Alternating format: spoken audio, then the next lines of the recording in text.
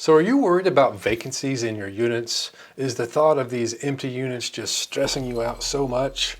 Well, I'm going to walk you through the exact 3 steps that you need to do to keep your units full and boost your net operating income.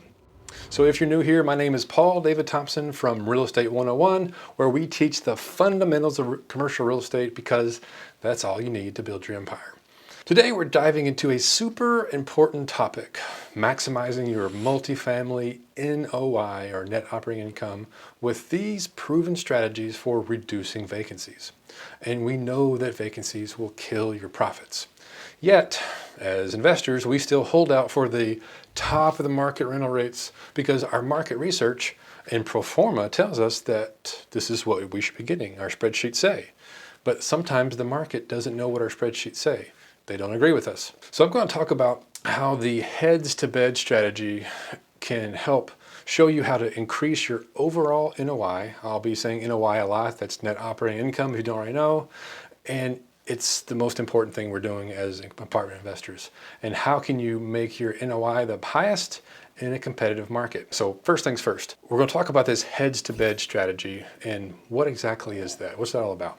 Well, at its core, it's all about keeping your rental units filled up. Think of it like a game of musical chairs, but instead of chairs, it's beds, and instead of music, it's rent checks. It's basically doing whatever you have to get your property completely leased up with no vacancy and then starting a waiting list. The alternative is holding out and leasing each unit at the absolute top rent for the market. Which, sounds ideal, right? That's what we want to do. But maximum rent seems like something we should just be spending all of our time focusing on.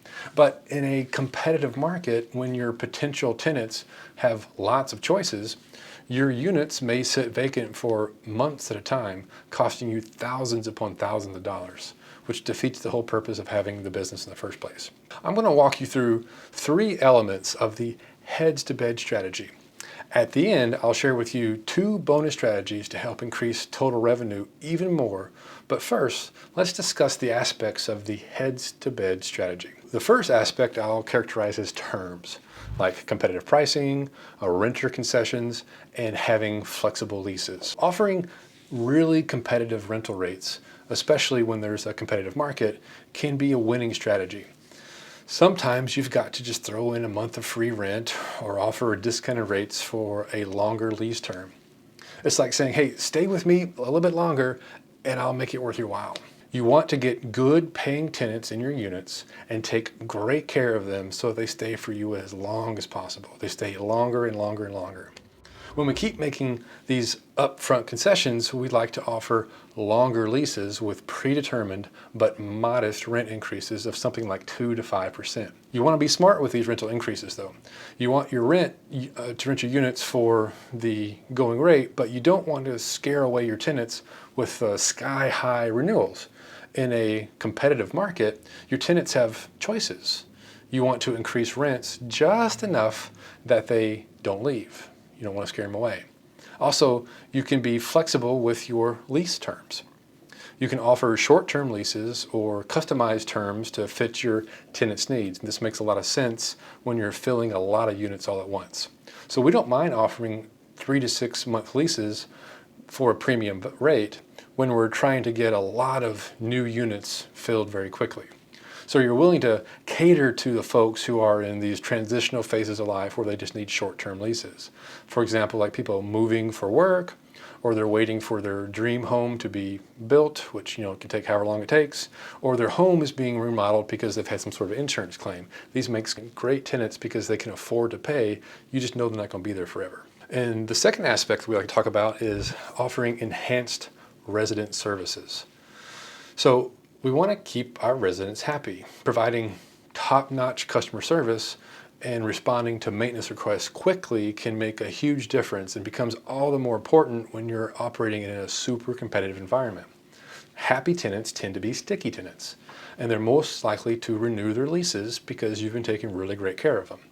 And don't forget to engage with residents. Create a community place for them to hang out. You can have community events, send out newsletters, train your staff to be on a friendly basis with tenants, and it's building this sense of community and belonging makes people want to stay at your property. And the third aspect we're going to talk about is property maintenance and strategic upgrades. So let's face it, no one wants to live in a dump. Regular maintenance and timely upgrades are essential, provided they don't cost you too much as an investor. You obviously want to keep your property looking fresh and inviting while not breaking the bank. So what we do is we offer in-place upgrades to our residents. You can offer to replace carpets, you can clean the carpets, you can install new appliances, or even add new ceiling fans or light fixtures that kind of spruce the place up while tenants are actually living in the unit. You can do these things before they move out. You don't have to wait for these units to go vacant to make some of these light upgrades that you can do in a day while people are at work. We've even offered tenants a choice of free upgrades in their unit 3 months ahead of their renewal date. So when the lease is coming due, we prefer not to say your lease is expiring, please renew. Instead, we like to send a letter that says, happy anniversary. Your date's coming up, and we would like to offer you a choice of one of these 3 free upgrades. And these are upgrades that we would do the property anyway if it went vacant. So we're basically allowing ourselves to do an upgrade while they're there and they're renewing their lease. So we know that every day a unit sits empty is money down the drain. Plus vacancies mean higher marketing costs, there's more turnover expenses, we've got to do extra cleaning, and sometimes even more wear and tear on the property because people can be rough on the property when they move out. By keeping your occupancy rates very high, you're ensuring a steady stream of income, and you don't have these vacant units just eating away at your revenue because they're sitting vacant for so long. We're actually seeing renters renewing their leases more often than in previous years, despite more supply has been coming online.